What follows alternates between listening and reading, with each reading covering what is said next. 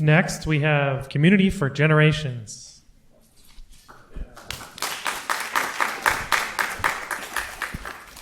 Thank you to the Yale Innovation organizers and all of you here today for recognizing the urgency of civic awareness. We are Communities for Generations, a 501c3 nonprofit organization advancing civic literacy and self-sufficiency in underrepresented communities. I am Arden Santana, founding board chair and director of educational programs. I'm a recovering public school teacher and founded a civic literacy micro school in 2019. Belito Garcia is a cool nerd who manages our digital infrastructure and is building the community-owned civic hub that is a part of our innovation. We believe that after food and housing security, mental and physical health are prerequisites to civic engagement. That's where Hafiza Touré comes in. She leads our wellness initiatives and ensures that our funding is spent with integrity and for the purposes received. And Mustafa Abdul Salam, our trusted advisor, is the originator of Power in Practice, a bottom-up approach to economic development, which is the foundation of our civic literacy model. We're natives and one transplant of New Haven's Dixwell, Newhallville neighborhoods and part of a narrative that includes our underserved neighbors across New Haven. Our collective story began in the 1950s when our city became the national model for urban renewal. Mayor Richard C. Lee had a vision, but it excluded the voice of residents who had no awareness of how to influence policy that affected them. The result was a housing crisis and mass displacement from the Hill, Fairhaven, and Dixwell neighborhoods. Compounding the problem, education policy since the 1980s eroded civic learning infrastructure that was never meaningfully built, particularly in Black and brown communities. These residents suffer the impact of top-down development planning to this very day. And today, the core problem remains civic illiteracy. Over 20,000 New Haven residents lack the knowledge or access to engage in the very system shaping their lives. Moreover, there's a disconnect between the residents and the civic infrastructure in place to serve them. Our solution is a bottom-up, community-driven approach. Educate all stakeholders, especially the residents, mobilize them, inform communities, provide resources for self-sufficiency, and facilitate opportunities for co-governance. Elders, youth, and entrepreneurs are key stakeholders in this work. At a March workshop, Ms. Carletta and Ms. Robin left receipts indicating how encouraged they were to learn how local government works. In January, we hosted a civic literacy workshop just for business owners. A successful New Haven entrepreneur indicated that this is the piece she's been missing. This framework is proven.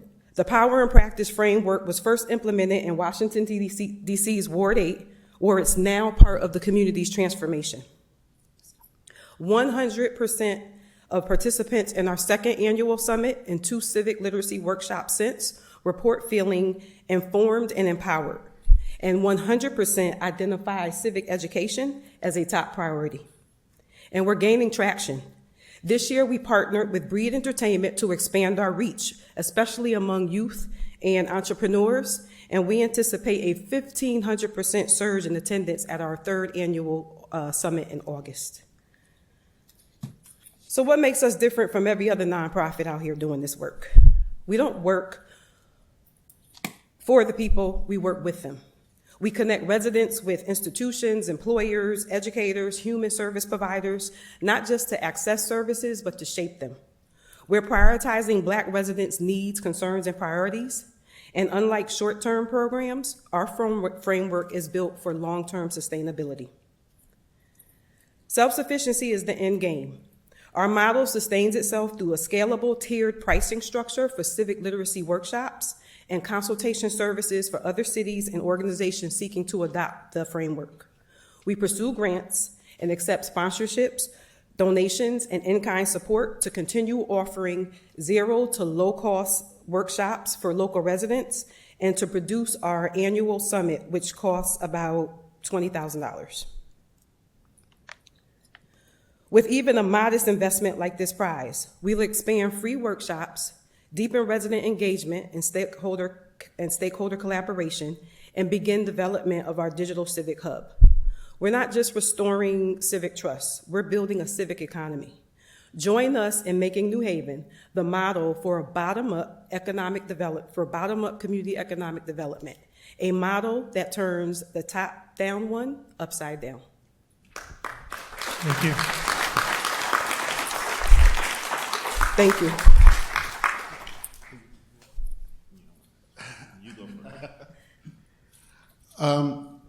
All the presentations we had today have been very focused on technology. I see that you're a little bit more focused on people.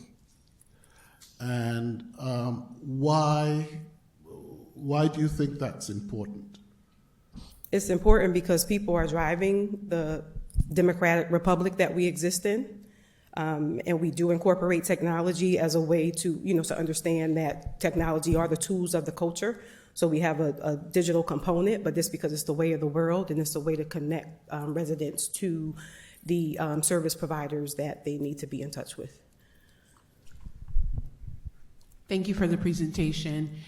What does success look like for the communities that you're serving? Because this is mission-driven work, it's purpose-driven work, it's not just what success means for the organization. How do you define success for the people you work with? As an increased number of civically literate people engaging in the processes that shape their lives, understanding how local government works and its importance in even affecting change on the federal level. People don't understand. We are in crisis. There's a 25%, less than 25% of our nation's 8th graders are proficient in civic literacy. It's not assessed in 12th grade when they're entering into the world. 70% of adults don't know the 3 branches of government. How can we affect people to engage in civics without understanding how it works? Thank you.